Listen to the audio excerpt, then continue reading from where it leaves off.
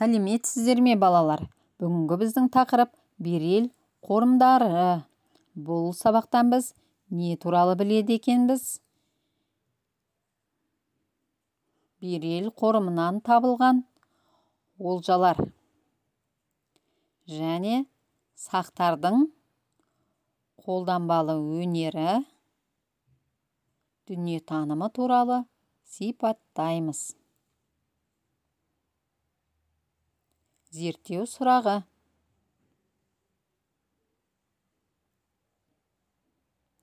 Берел қорымынан табылған олжалар сақтардың мәдениетін қалай сипаттайды? Грифон, басы құс, денесі арыстан, қос мүйізі бар қос қанатты мүсін. Суретке мұқият қараймыз. Берел обасындағы бұйым балқарағайдан жасалған өнер туындысы. Грек жазбаларында сақтарды алтын қорыған грифтер деп атаған. Табылған жәдігерлер жерленген адамның үлкен билік иесі болғанын көрсетеді. Жылқыны құрбандыққа шалатын күнге табынғанын жазған Геродот. Сақтар әсем безендірілген жылқылар патшаларды о дүниеге аттануына көмектеседі деп сенді. Берел жылқыларының бастарына таутеке мүйізді ғажайып қырандар бейнесіндегі маскалар табылған. Жүйрік жылқылар көсемдерді ата-баба аруағы мекен еткен, әлемнің ең жоғары қабаты көк аспанға салтанатты түрде жеткізеді деп сенді.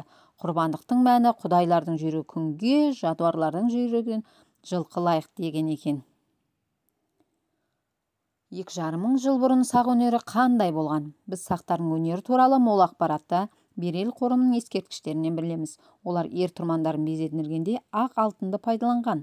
Сақтар ақ алтынды 2,5 мың жыл бұрын пайдалана білген. Бұл ескерткіштер халқымыздың баға жетпес мәдени мұрасы. Сақ өнері, сюжет, композициялар, аппликация, бізбен кестелеу, минералды бояумен салынған суреттер жатады. Біз бұларды шаруашылығынан, тұрмысы, қоғамдық құрылысы және дүние танымынан біледі екенбіз. Термин сөздермен жұмыс. Сәйкестендіреміз. Бірінші қатарда термин сөздер, екінші қатарда кілт сөздер.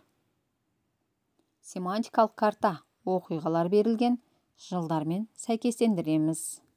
Суретке мұқият қараймыз. Суреттегі бейнеден нені көріп тұрмыз? Бұл қандай аң? Болжам жаса.